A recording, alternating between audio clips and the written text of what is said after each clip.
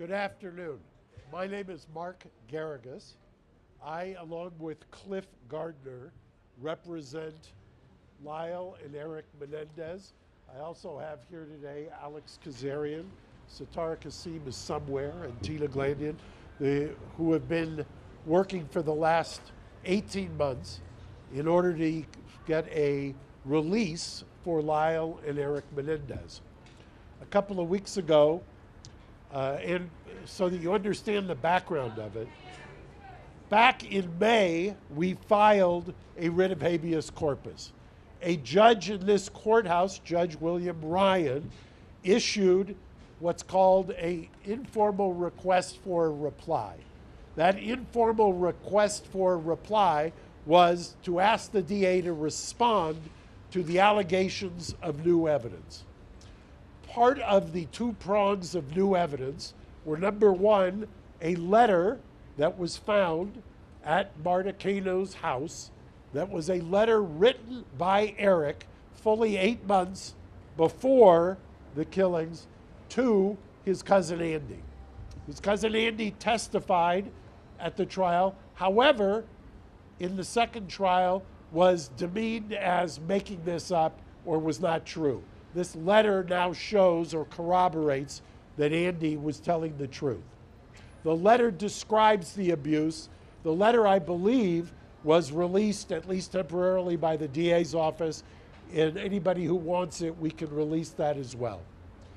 The other pillar of the writ of habeas corpus was a declaration by Roy Rosello. The declaration by Roy Rosello is incredibly important for a number of reasons. Number one, Roy Rosello, who was a member or a then member of the band Menudo, was and took great courage at Nuri's finding him and talking to him to sign a declaration that said that he too was assaulted by the father, and not only assaulted, but it happened at the house. The reason that's important is that it corroborates what was testified to in trial number one, that it corroborates the fact that the safe place that Jose thought he had was in the house. It corroborates what the family members said was the very uncomfortable rule in that house, that you could not go down the hallway if Jose was with one of the boys. That was the ground upon which he prayed. We have those two items. Now, there is a separate track. About 3 months ago, we sent a petition, and mind you, the DA's office, there's been those who have said, well, this is election nearing, blah, blah, blah. We filed this, and the DA has been, Mr. Gascon's office, has been engaged with us productively, strongly, for well over a year. Joan, who you will hear from in about 5 minutes, we actually, because of her young age, she turns 93 next month, we had what's a very rare thing done back in December, which is called a conditional examination. It's a deposition in a criminal case to preserve her testimony. She was there with her lawyer, Brian Friedman, who represents the family. And what we are also on a parallel track doing is asking, and have been asking, the DA to look at the work they have done and resentence them, to support the resentencing. Now, when I say the work they have done, Lyle and Erik have started, mind you, since 2005, up until the time that Judge Ryan issued the request for an informal reply, have had no hope of ever getting out. Since 2005, they had exhausted all legal remedies. They had resigned themselves to being in prison for the rest of their lives. You could take two tracks on that. You could either just become a hardcore, irreconcilable recidivist, or you could do what they've done, which is create programs, counsel people, develop amazing programs, mentoring people, go to college, get degrees. Lyle, in fact, graduated from the first ever class in June. I watched it. of a combination of UCI along with the Department of Corrections, the first class, Mr. Friedman and I were there, of 22 prisoners who got their BA degree while in prison, and a bunch of them life without parole. So there is an idea that there is redemption. There is an idea with their green space project of rehabilitation. I will tell you, in over 40 years of doing this, I have never seen the amazing exemplary rehabilitation and mitigation evidence that we have now presented to the DA's office. We're going to hear from the family today briefly, and I will tell you, I'll give you kind of a coming attraction. I will start with Anna Maria. She will tell you exactly the genealogy. We have over 20 relatives, both Kitty and Jose's sides of the family. This is virtually unprecedented in my practice, and I would dare say it anywhere, that 20 family members on both sides, victims, constitutional victims under Marcy's law, are here to urge the DA to resentence. When, after they're finished speaking to you today, we will then, Mr. Friedman will take them across the street to the Hall of Justice, and they will go through what Gascon does in resentencing, and they will meet with the resentencing unit. They will, under the California Constitution, Marcy's law, they will voice their opinion on why they believe it's time that these gentlemen come home. That they've spent over 35 years, and I've said it once, I've said it twice, if they were the Menendez sisters, they would not be in custody. We have evolved, it's time, and without further ado, I'm going to introduce Anna Maria, who's going to come up and speak. Good afternoon, everyone. Buenas tardes. My name is Anna Maria Baralt.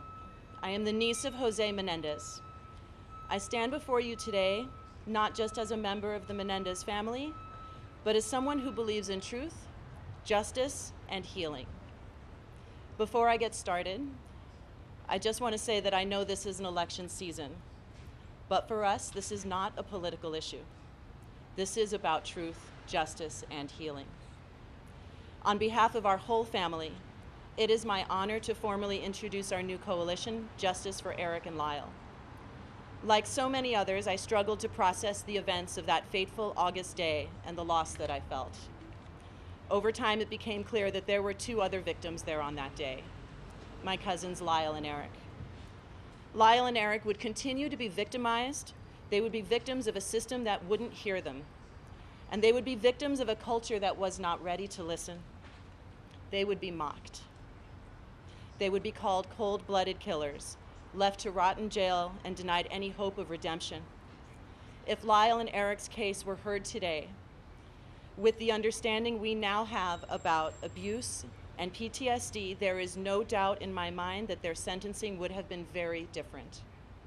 And yet, despite their circumstances, they have chosen a life of light. Without hope of release, they persevered. They have sought to better themselves and serve as a support and inspiration for survivors all over the world. Their continued incarceration serves no rehabilitative purpose. It's time to recognize the injustice they've suffered and allow them the second chance they deserve. Now here we are, both sides of the family united, sharing a new bond of hope. Hope that with the re-examination of their case, a new outcome will be reached. Hope that this 34-year nightmare will end and that we will be reunited as a family. I am here to ask the District Attorney's Office to take into account the full picture, the truth that was hidden for so long. Lyle and Erik deserve a chance to heal, and our family deserves a chance to heal with them. Please join us. Visit www.justiceforerikandlyle.org and sign our petition. And if you'll indulge me, I have two more statements to read. The first is from my mother, 85 years old, Terry Baralt, the sister of Jose Menendez. She can't be with us today due to health challenges, but she sent me this. I'm sorry that I can't be there in person to support my nephews, Lyle and Erik. I begin chemo soon and my doctor says no flights. I need to be strong. I wish to make it clear that I stand firmly with this family. I am Lyle's godmother, and I love them both very, very much. My nephews have spent 3 decades in prison helping others. I have seen great growth in them. Even the law enforcement supervisors and corrections have written letters to the court asking for their resentencing and release. Millions across this country agree. I implore the district attorney's office to end our prolonged suffering and release Lyle and Erik back to our family. 35 years is such a long time. My prayer is that I live long enough to see my nephews again and to hug them once more. I have another statement, and this is written by a family member of Marta Cano and Andy Cano, that Andy, the one to whom the letter was written. This is written by one of Marta's children. Thank you for giving our family the opportunity to express our thoughts during this pivotal time in Lyle and Erik's case. Our family's tragedy has always been very public and has been extensively covered by many media platforms. Marta and Andy Cano would have wanted to speak today, but unfortunately they are both unable to do so. Marta is in memory care, but she spent decades supporting Lyle and Erik. Sadly, we lost Andy shortly before his 30th birthday, and we miss him every day. Both Marta and Andy deeply loved Lyle and Erik. They both believed in justice, but they also believed in a second chances and forgiveness. It has been 35 years since this happened, and we feel enough penance has been paid. It is time for them to be released and for all of us to move on and continue healing as a family. Again, if you want to help, please join us at justiceforlyleanderik.org and sign our petition. With that, I'm going to be followed by several members of the Anderson family. First will be Alan Anderson. He's the nephew of Kitty Menendez. Of Kitty Menendez. And the second will be Karen, the niece of Kitty Menendez. But first, Joan Vandermillen, sister of Kitty Menendez. Please join us.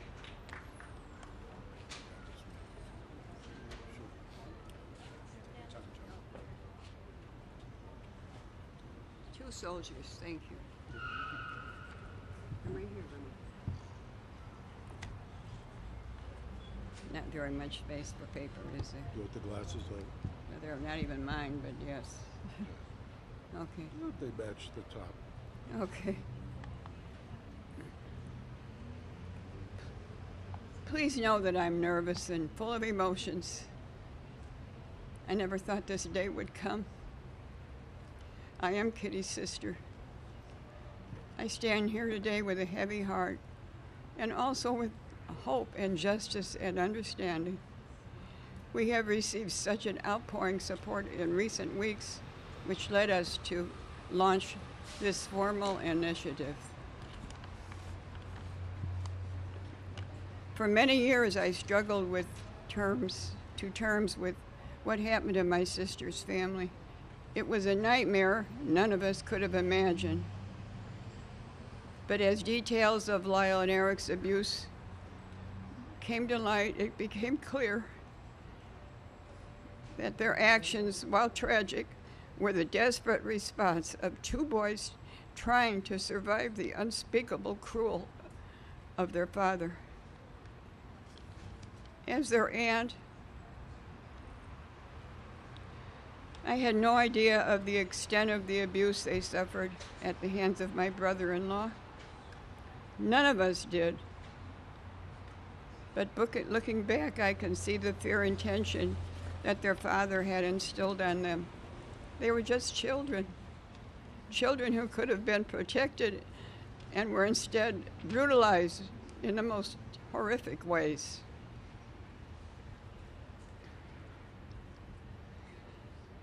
The truth is, Lyle and Erik were failed by the very people who should have protected them, by their parents, by the system, by society at large. When they stood trial, the whole world was ready to believe that the boys could be raped. Was not ready, not ready. The whole world was not ready to believe boys could be raped. or that young men could be victims of sexual violence. Today we know better. We know that abuse has long-lasting effects, and victims of trauma sometimes act in ways that are very difficult to understand.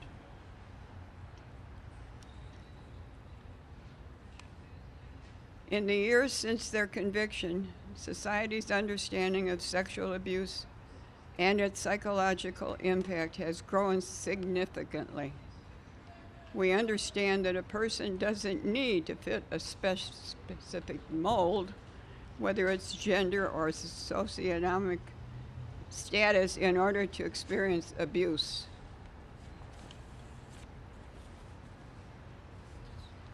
In their case, if it were tried today, the evidence of their father's abuse would not only be admitted in court, it would provide essential context for why they acted as they did. No jury today would issue such a harsh sentence without taking their trauma into account. Lyle and Erik have already paid a heavy price, discarded by a system that failed to recognize their pain. They have grown, they have changed, and they have become better men despite everything that they've been through. It's time to give them the opportunity to live the rest of their lives free from the shadow of their past. While I recognize it is election season, this isn't about us or about the politics. It's about finding the truth, delivering justice, creating space for healing. I want to thank everyone who has reached out to our family in recent days and weeks, asking how they can help. Today we have an answer. Please sign our petition at www.justiceforeRickandLyle.org and urge the district attorney's office, no matter who holds the DA position, to consider all the evidence, both old and new, and to bring together justice for the family. And thank you very much for listening to me. I'm sorry I'm so nervous, I can't help it.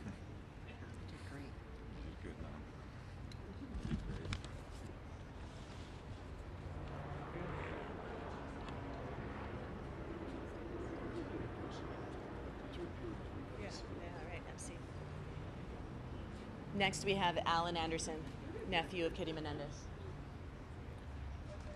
Hello, and thank you everybody for being here. Hello, my name is Brian A. Anderson Jr. I am the Kitty of Menendez.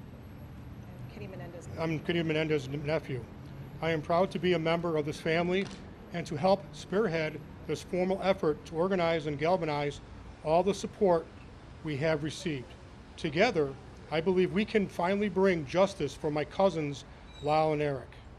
I've known Lyle and Erik my whole life. I can tell you without a doubt that they are not the villains they've been portrayed as. They were boys, young, scared, and abused by their father in ways no child should ever experience. You, the media, focused so much on their actions, but they never were able to tell the full story of their abuse that drove them to such desperate measures. When I think about the pain and suffering they endured, it breaks my heart to know that the system failed them so profoundly. They tried to protect themselves the only way they knew how. But instead of being seen as victims, they were vilified. Their father's abuse was dismissed, their trauma ignored, and their truth mocked by millions. Today, we know that trauma can lead to actions that, while difficult to understand, are rooted in survival. Lyle and Erik acted out of fear, but the jury never heard the full story. If their trial were held today, their father's abuse would be front and center in their defense, and I believe the outcome would be very different. Lyle and Erik are not the same people they were 35 years ago. They've shown that they are more than their past. They are survivors and deserve a chance to rebuild their lives. They are no longer a threat to society. Please do not misconstrue this to be political. Justice should prevail and transcend politics. I am asking the District Attorney's Office, regardless of who the DA is or becomes, to reconsider their case with the knowledge we now have about their abuse. Lyle and Erik deserve a second chance to heal, a chance to be free, and to live the rest of their lives without the shadow of their past hanging over them. I firmly believe that if they were to come to my house, knock on my door, I would answer that door, I would welcome them in with huge hugs, my wife would make them a dinner, and I'd give them a pillow and a place to sleep. Thank you for being here today, supporting justice for Lyle and Erik. Please go to our website, learn the truth about their story, and sign our petition. Thank you.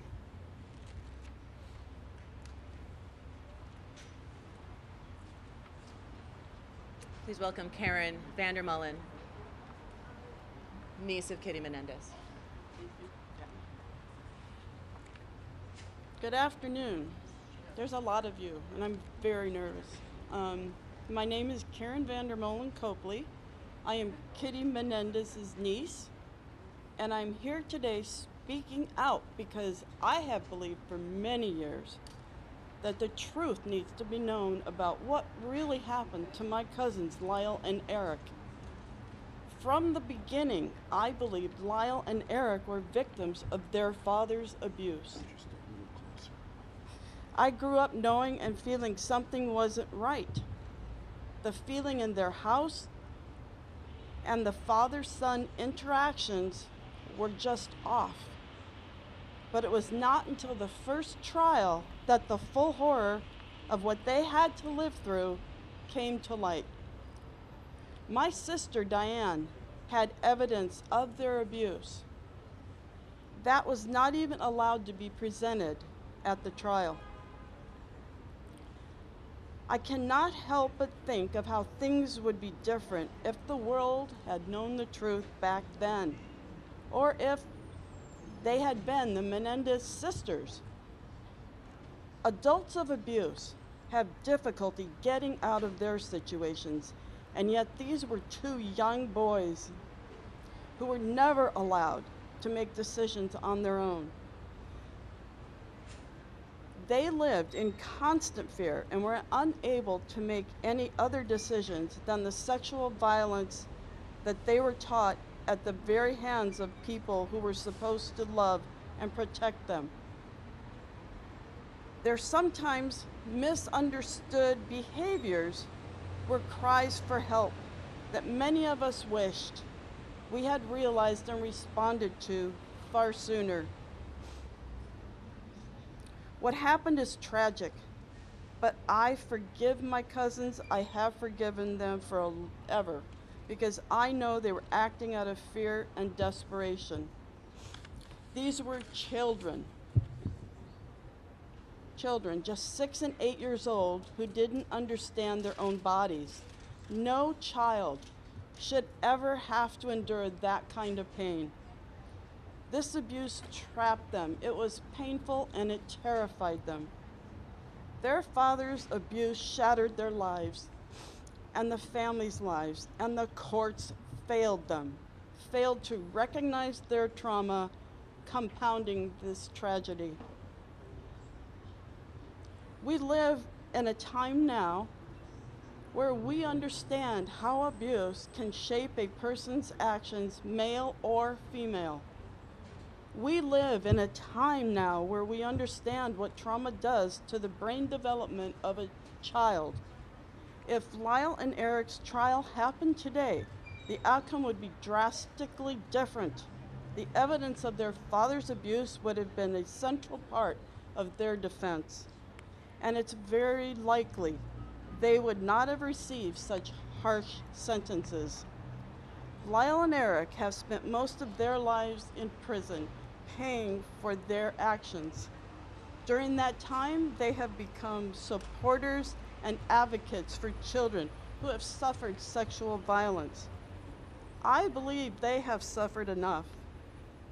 I ask the district attorneys to take into account the whole truth and nothing but the truth. I believe they have paid for their crimes, and we as a family have all suffered enough. We are here for them and ready to support Erik and Lyle after released. This is a time for truth and justice, and the time for the path to healing. It is time for Erik and Lyle to come home. We are here for them. Please visit our website and sign our petition. We would love nothing more than for our mom to be able to wrap her arms around Erik and Lyle outside prison walls before she is unable to do so. Thank you. Thank you all.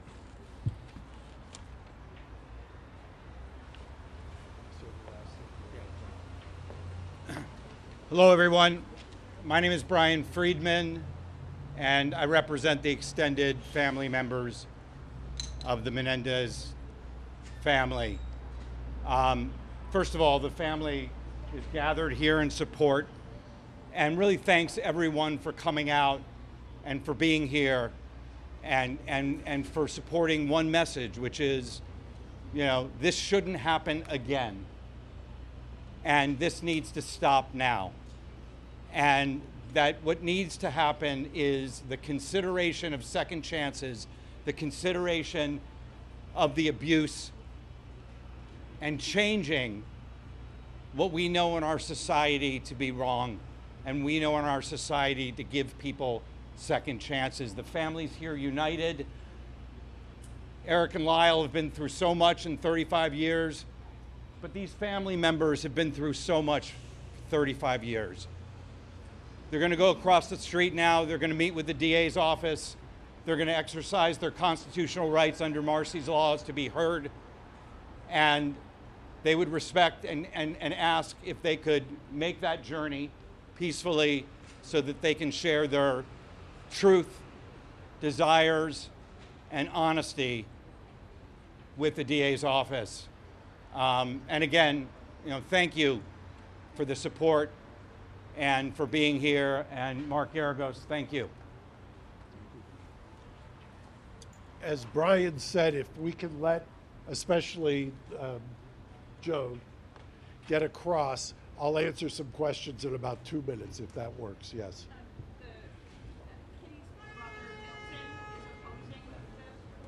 Yeah, I'll speak to that in just 1 minute. If you wait just 2 minutes, we have stuff to talk about there. Unless you want to say something about that. You wait till you go across.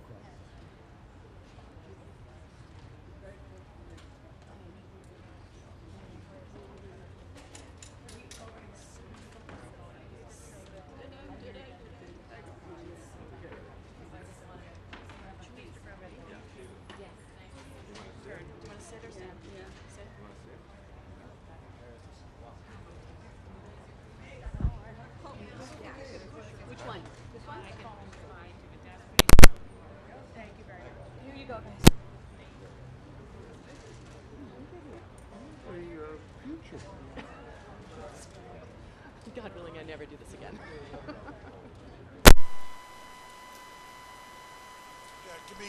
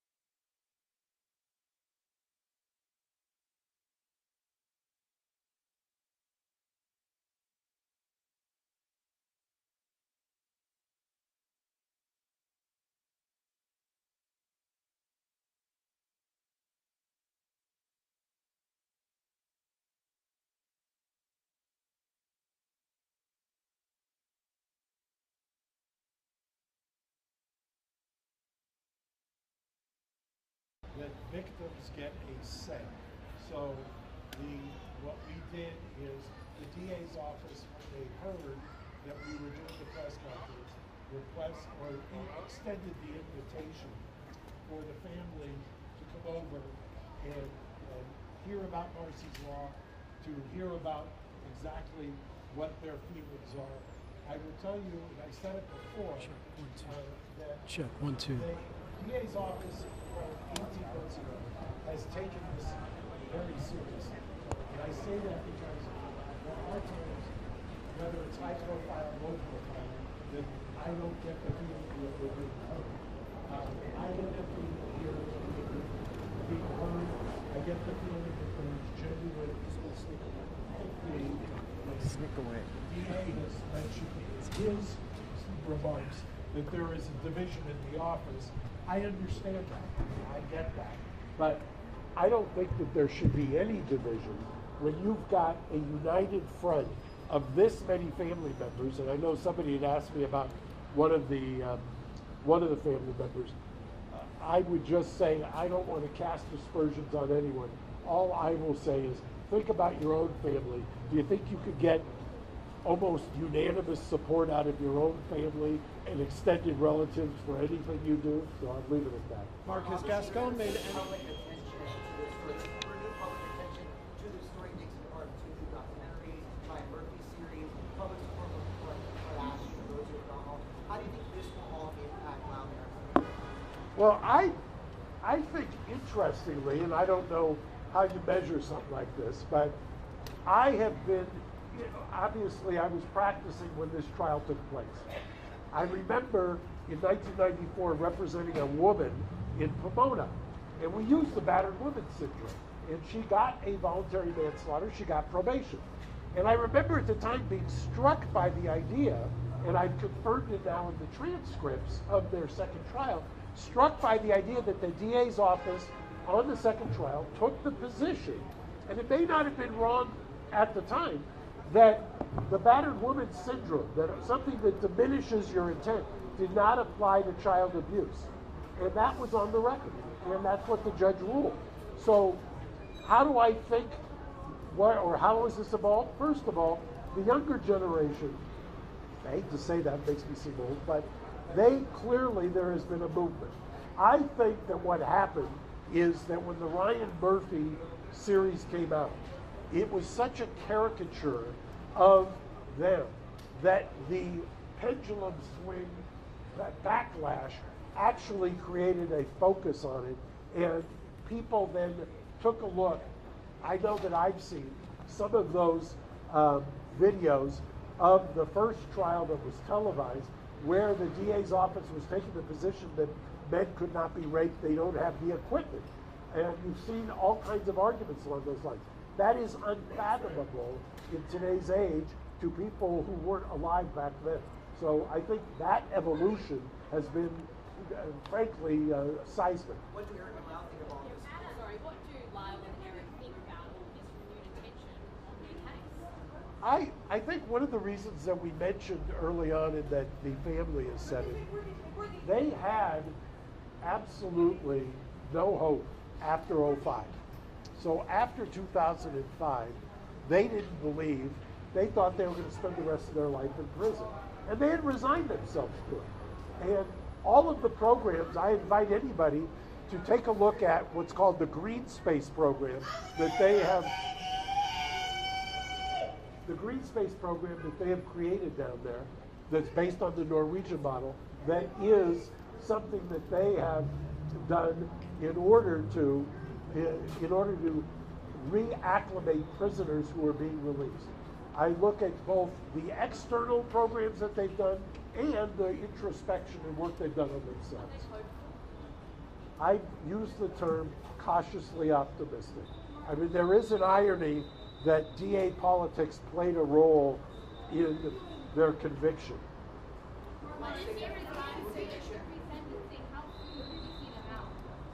Well, look, I've said it before, and Joan, who you saw, her birthday is November, I want to say the 26th, she turns 93. Nothing she'd like more than to have them home for Thanksgiving.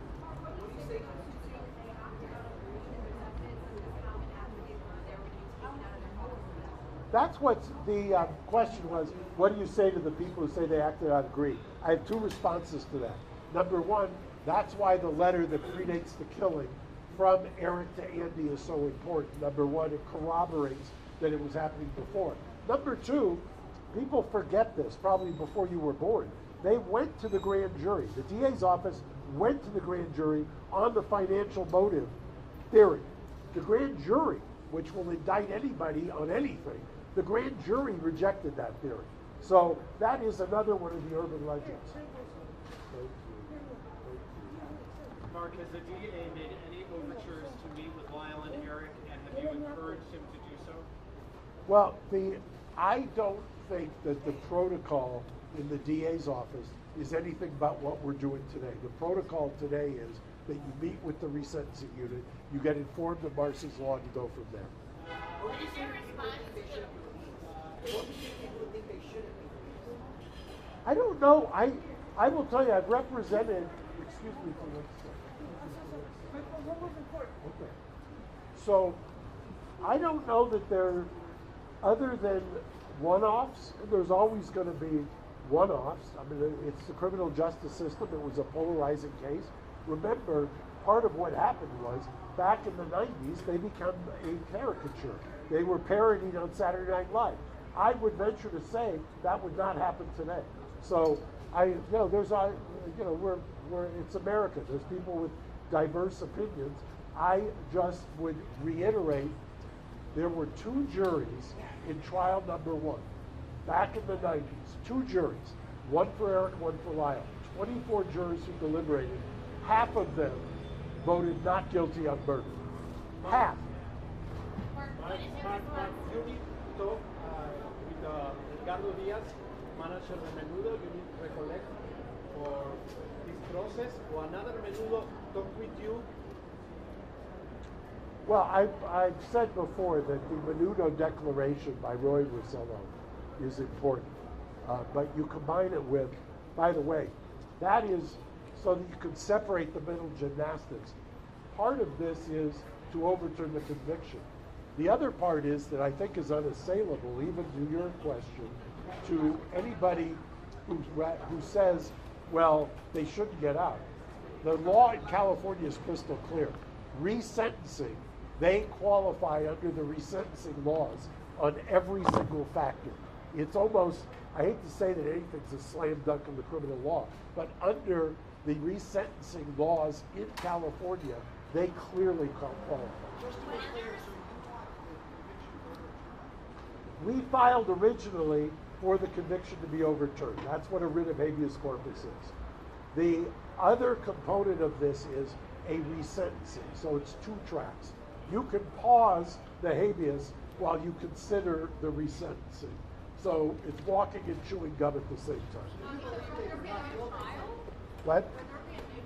If the habeas would be granted, you would get a new trial. If they are resentenced, the judge under California law has the ability to recall the sentence and sentence them to a wide range of options. Well, and that's because resentencing is what I understand. If he feels, they've been rehabilitated, they're no longer a threat to society, they've paid their debt to society, they would qualify under the resentencing law. Correct. And in fact, I will also tell you, and we may release it tomorrow, part of the mitigation package that we presented to the DA are letters from correctional officers, high-ranking correctional officers, who attest to the phenomenal rehabilitation. We have a number of correctional officers who have actually said if released, they should be released, and that they would welcome them as neighbors in their neighborhood. I'm going to take 2 more questions because I want to get over there to meet with the DA as well. What?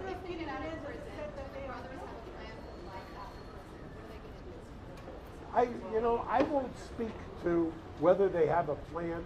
I just think that in order to get through each day, that you've got to just ground yourself. It's a long road from life without for almost 17 years to being hopeful. So that's, I kind of want. One last question. What is your response to Brian Murphy's comments about the brothers specifically, that what happened to them, this shows best somebody, some wag, I don't know who it was, I could give him credit, said about Ryan Murphy that of course he's going to take credit. I didn't say it, so I don't know the man. Anyway, thank you. How about the rest of the family who says they're reacting out of greed? Do you want to address that at all? All right, you guys, thank you. If you have any other questions, you can email me at holly_baird@garagos.com. Just to confirm, Mark said that we're over 30 relatives. Yes, yes. And we will be sending out a press release along with a link to the press conference as well, and it will be in Spanish. Did he say that he hopes to have them out by Thanksgiving? Correct, yes. Can we get the mural photos from their project? No, mural photos. Okay. Yeah, that'd be great to show what they're doing. So I can remember that. One second, say it again? Correct. Correct. Holly, there.